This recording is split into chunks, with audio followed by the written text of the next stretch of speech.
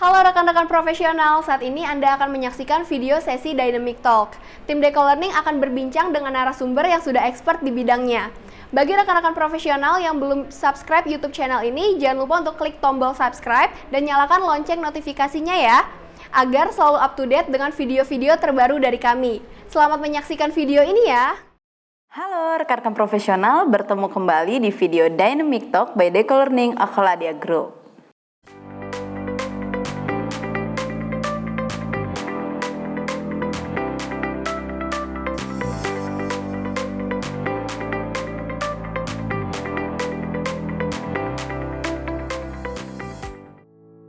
Nah, pada kesempatan ini bertemu kembali dengan saya Oktaverina dan saat ini saya sudah ditemani oleh salah satu fasilitator dari Deco Learning. Langsung saja kita sambut, sudah ada Bapak Boyke Paulus PMP. Halo Bapak Boyke. Halo. Sehat-sehat ya Pak ya? Alhamdulillah sampai hari ini masih sehat-sehat. Oke. Nah Pak, sebelum kita mulai nih Pak, boleh dong Pak di-sharingin dulu Bapak nih dari background mana, Bapak sudah berapa lama terlibat dalam project dan juga lagi sibuk apa nih sekarang Pak? Oke, kalau sibuk sendiri karena pandemi ya. Oke. Jadi kita lebih banyak aktivitas di rumah, melakukan semuanya online ya. Kemudian kalau cerita tentang background saya baru berkarir di project itu sekitar 26 sampai 27 tahun, 26 mungkin tepatnya ya. Sebagian besar saya habiskan pekerjaan saya, karir saya ada di ICT industri. Belakangan saya mulai melakukan beberapa pekerjaan di luar core kompetensi, jadi cross industry untuk project-project di luar ICT. Ya. Oke, terima kasih Pak untuk perkenalannya. Wah, berarti memang terbilang Bapak sudah lama ya, 27 tahun itu. Baru 27 tahun. 20 tahun. Ada yang lebih lama dari saya. Oke. Nah Pak, tema kita hari ini yang mau kita angkat adalah membiasakan peka terhadap resiko proyek dan cara menyikapinya. Nah, otomatis Bapak punya pengalaman-pengalaman ini ya Pak ya. Nah, kita mau angkat nih pertanyaan-pertanyaan. Saya ada beberapa pertanyaan yang mungkin bisa jadi salah satu pengalaman Bapak juga gitu. Nah Pak, kalau di dalam proyek itu kan ada namanya istilah resiko proyek ya Pak ya. Nah, boleh dong Pak kasih gambaran apa sih itu resiko proyek? Oke, kalau dari istilah resiko ya, resiko sendiri, definisi resiko adalah sesuatu yang belum pasti kemungkinan terjadinya, tapi apabila terjadi dia akan membuat proyek itu mendapat masalah. Nah, kalau kita balik lagi, itu adalah terminologinya risiko. Sementara kalau di project, yang masalah itu adalah objektifnya project ya. Nah, kalau di project itu objektifnya ada yang paling utama itu ada 4. Scope, mengenai cost, mengenai time, mengenai quality. Jadi apabila sebuah risiko terjadi dan mengganggu proyek objektifnya ada 4 tadi. Nah, itulah definisi sebuah risiko dalam sebuah proyek. Jadi suatu hal yang belum pasti terjadi, tapi apabila dia terjadi akan memberikan dampak baik buruk atau positif, negatif atau positif terhadap scope, time, cost, dan quality dari sebuah proyek. Nah, itu definisi tentang risiko di proyek. Nah terus Pak, gimana sih untuk kita tahu nih resiko-resiko yang mungkin terjadi dalam proyek nih Pak? Kalau balik lagi ke objektifnya proyek tadi ada 4 ya? Iya, ada 4. Ada scope, time, cost, quality. Nah, kita bisa mulai dari 4 hal itu. Sensitif terhadap scope. Biasanya scope itu kita bisa bayangkan apakah sebuah scope itu cukup clear atau enggak ya. Itu sebagai contoh. Kalau scope-nya tidak terlalu clear, pasti umumnya proyek itu mempunyai risiko terhadap terjadinya kemungkinan scope creep atau scope yang terus bertambah atau tidak fix ya. Jadi tim proyek harus berusaha untuk bagaimana membuat scope ini menjadi memitigasi risiko yang terhadap scope yang tidak clear ini menjadi suatu yang clear. Kemudian tentang cost atau time, saya mulai dengan time dulu. Time ya, kalau time-nya terlalu dipaksakan, artinya apa? Biasanya proyeknya mempunyai risiko untuk tidak tepat waktu. Ya, dari situ timnya sudah bisa mulai melakukan evaluasi, melakukan analisa bagaimana cara mengatasi permasalahan waktu yang kemungkinan besar tidak bisa di achieve, dicapai karena terlalu dipaksakan sebagai contoh ya. Kemudian cost sama juga, kalau biayanya terlalu ditekan, terlalu mepet, kemungkinan biayanya tidak cukup, pasti sangat tinggi. Lalu quality, kalau quality-nya diharapkan tinggi tapi secara waktu, secara uang, secara scope terlalu minim, sehingga akibatnya ekspektasi atau quality itu kemungkinan besar tidak bisa dicapai. Nah, itu contoh paling gampang bagaimana kita sensitif terhadap risk paling awal. Di dalam project management, di dalam ilmu project management ada project management risk. Ada beberapa pendekatan, ada 2 cara untuk memprediksi risiko, yaitu dengan melakukan melakukan analisa terhadap risiko, melakukan kualitatif analisis sama kuantitatif analisis terhadap semua aspek yang ada di dalam proyek. Oke. Terus Pak, kayak tadi kan Bapak kasih contoh time gitu ya Pak ya. Time, jadi gimana sih supaya resikonya supaya tepat waktu atau tidak tepat waktu. Nah, jadi gimana sih Pak hal-hal itu bisa diperhatikan dalam memprediksi resiko proyeknya Pak? Jadi tentunya kita kan sudah punya acuan ya terhadap time. Nah, kita bisa melihat apakah time itu cukup reasonable dengan melakukan beberapa yang tadi saya bilang ada teknik-teknik. Salah satunya adalah risk analysis ya, dengan melakukan kualitatif dan kuantitatif. Contohnya dengan menggunakan kalau kuantitatif kita melihat schedule yang ada. Kemudian kita melihat confidence levelnya, kita tanya sama tim apa iya schedule ini bisa achieve atau tidak.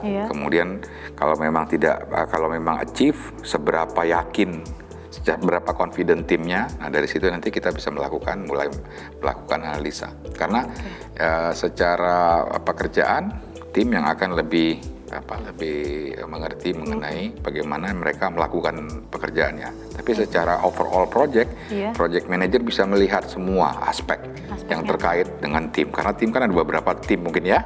Nah, masing-masing tim ini akan punya kaitan dalam pekerjaan dan project manager bisa melakukan analisa untuk melihat seberapa confidence dengan waktu yang sudah direncanakan, sehingga bisa membuat penghitungan terhadap kemungkinan risikonya. Nah, terus Pak, seberapa perlu peka sih kita terhadap risiko proyek ini Pak? Sangat peka, harus sangat peka. Kenapa? Karena kalau kita peka terhadap risk, artinya kita kalau kita nggak peka sama risk, kalau kejadian kan kaget ya.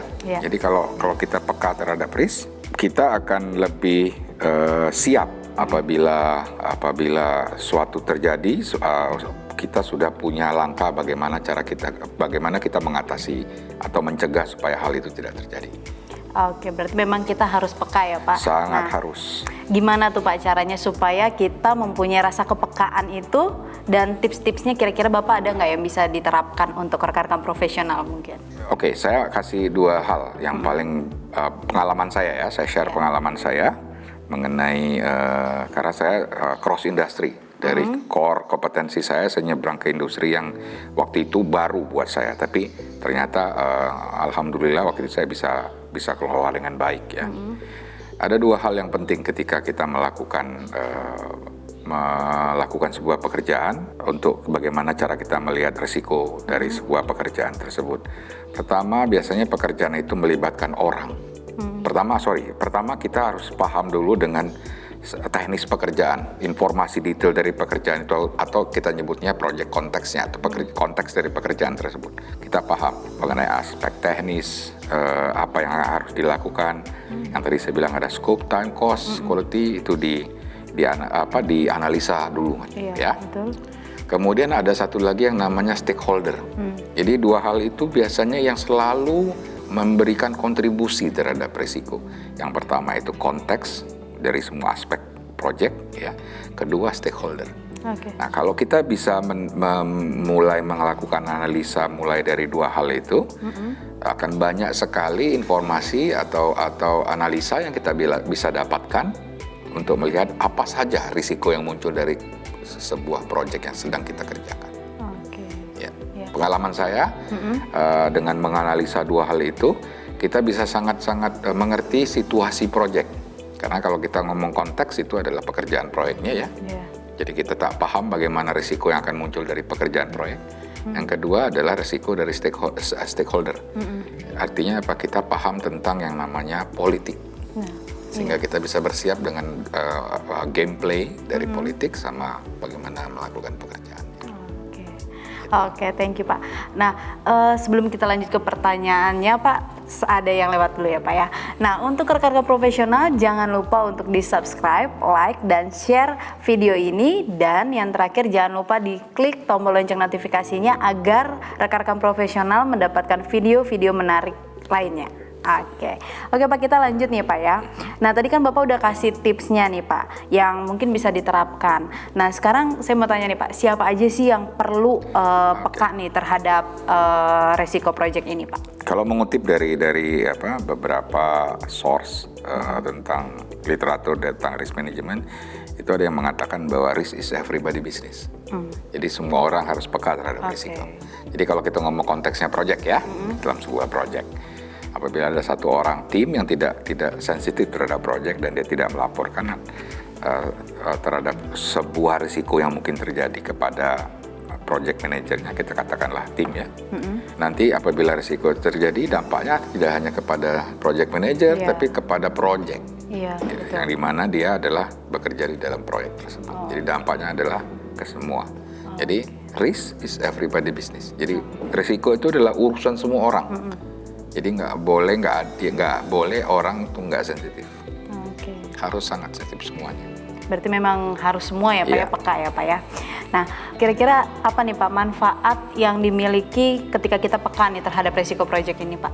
Ya, manfaatnya bukan banyak sekali, tapi yang pasti kita jauh siap terhadap kemungkinan baik yang terbaik, kemungkinan yang baik atau kemungkinan yang buruk. Ya, jadi apabila terjadi kita katakanlah sebuah kemungkinan yang baik, ketika kemungkinan yang baik itu kita tahu akan terjadi, maka kita bisa menyiapkan dan sehingga apabila kita merespon terhadap kemungkinan yang baik, kita akan mendapatkan manfaat yang lebih besar atau keuntungannya lebih besar terhadap proyek. Apabila kita siap dengan suatu hal yang terburuk terjadi, maka kita terhindar dari masalah yang akan muncul. Jadi semuanya akan mendapatkan hal yang baik kalau kita sensitif terhadap risiko. Sip. Nah ini yang terakhir nih Pak, Bapak kira-kira ada saran nggak ataupun masukan tentang pembiasaan peka terhadap risiko proyek ini Pak? Ya, peka terhadap risiko seperti saya katakan tadi adalah urusan semua orang ya. Risiko adalah urusan semua orang, jadi semua orang harus sangat-sangat sensitif apabila salah satu tim atau teman-teman di dalam proyek melihat suatu risiko. Apabila dia tidak terlalu paham bagaimana cara menganalisanya, tapi dia tahu bahwa itu adalah sebuah risiko, Anda bisa laporkan atau Anda ajak teman atau cari atasan Anda atau supervisor Anda untuk berdiskusi tentang masalah ini, karena risiko harus kita ketahui lebih awal sehingga kita bisa merespon. Dan dampaknya tentu saja akan membuat proyek kita terhindar dari banyak hal-hal yang kalau yang buruk terjadi, kita akan terhindar dari hal-hal yang buruk yang mengganggu atau membuat objektif dari proyek tersebut tidak tercapai.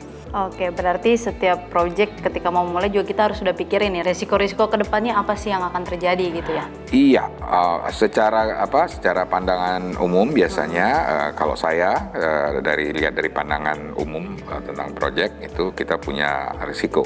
Tapi setelah kita berjalan tentunya kita sudah punya data ya. Nah, data itu kita gunakan, kita reuse dan kita perbaharui selalu mengenai risiko-risiko yang akan muncul. Jadi kita harus punya membangun historical data untuk risiko sehingga ketika kita mulai lagi untuk melakukan proyek yang hampir sama, kita bisa gunakan data yang sudah ada sebagai acuan sehingga sehingga tidak memakan waktu cukup lama untuk membuat suatu pengelolaan risiko yang cukup baik. Oke. Terima kasih banyak Pak Boyke untuk sharing hari ini. Nah, ini tadi pertanyaan terakhir kita, Pak.